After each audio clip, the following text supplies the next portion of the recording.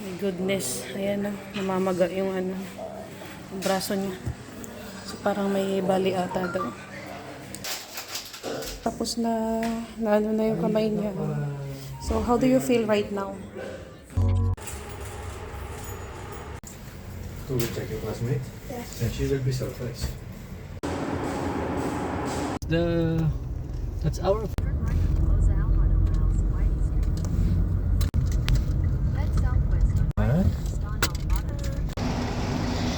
Order muna kami dito ng coffee. Inaantok si Daddy. Pupunta nga pala kami ngayon sa Rain Hospital para ipa-check up si AL. Kasi nga nung isang araw na naglalaro siya dun sa may playground, tapos bigla siyang nakabitaw. So nahulog. At naidiin niya yung kamay niya. So ngayon namamagaan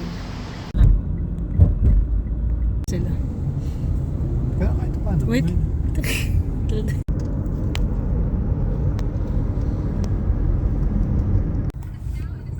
Time check, ano na, 5:30 ng hapon dito. So, pagka uwi ni Daddy from office, umalis na rin kami kagad kasi nga hinahabol namin yung appointment ni AL 5. Ay, pala na oras ng appointment niya? 5:40. Kaya ito, dire-diretso na kami.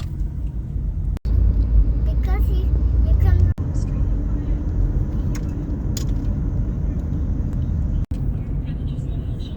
Ganda ng building na yan.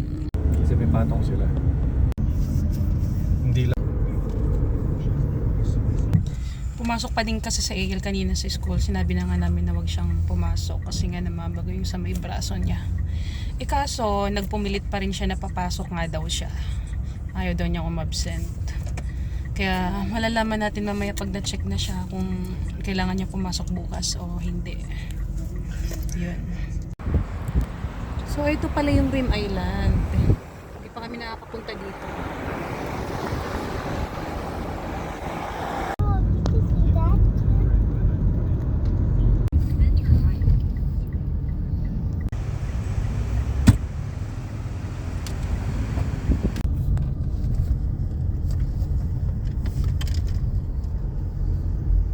Nalabas siya. Nandito na kami sa may Rain Hospital at first time nga namin makapunta dito. Ang hospital kasi nilagi namin pinupuntahan is Mediclinic. Kaso yung Mediclinic na malapit sa amin, nagsara na siya. Kaya dito kami ngayon magpapa-check up. Mommy! Ang ganda nga din pala ng hospital nila dito. Ano siya? Malaki. Tapos sosyalin. Parang mayayaman yung mga nandito.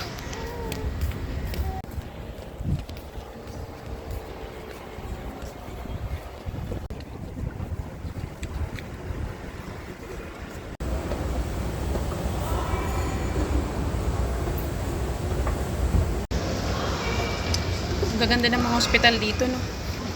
Ang ganda rin ng hospital dito. Para siyang mall. Ay, so cute! Grabe naman ang ganda dito. May playground pa siya. Grabe naman ang ganda naman dito. Parang hindi siya hospital. Para siyang mall. May restaurant, tapos may playground pa ng mga bata. Grabe, ang ganda. Kaloka. Kompleto siya. Yan, orthopedics department dito kami. Ayan, separate dito yung pinaka-waiting area nila dito. So, ito yung pang babae.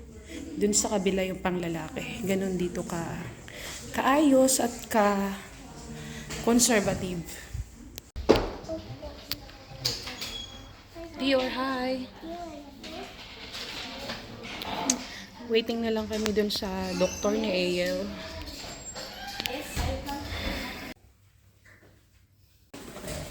So, ayun, na-check na sa AL dun sa orthopedic surgeon. Ngayon, pinapa-x-ray muna siya bago check ulit. Kasi nga parang may fracture daw yung buto niya. Kaya kailangan siyang x-ray. Itong doktor ni AL, parang sa mga buto na talaga itong pinuha namin. Orthopedic pediatrician para sa mga bata sa buto.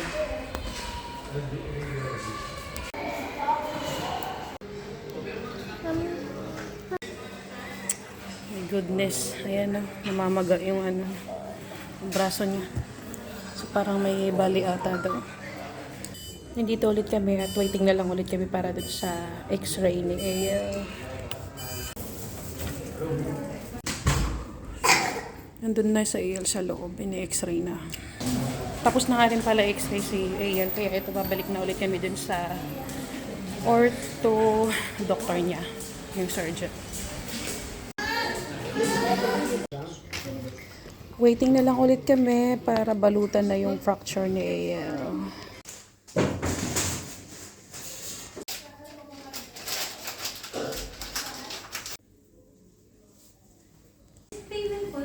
So ayan, natapos na ano na yung kamay niya. So how do you feel right now? Ate, how do you feel?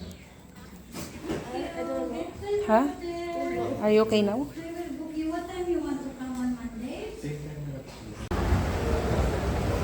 Dito na kami sa may pharmacy. Nag-aantay na lang kami dun sa gamot.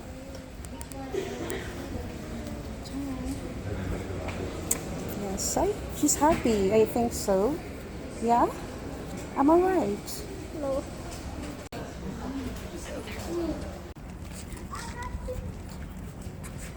So ayun, tapos na nga rin pala ano sa AL. Ito na, pauwi na kami. Time check, ano na siya, 7:30 na ang gabi. Kaya ayun, pauwi na kami. Buti na lang talaga may insurance kami dito, kaya kahit saang hospital kami, pwede kaming magpa-check up. Yun. Binayaran lang namin 30 dirhams, di ba? Tapos yung gamot naman 2 dirhams. Nga pala kami sa bahay. So, yun lang. Thank you for watching. Bye-bye!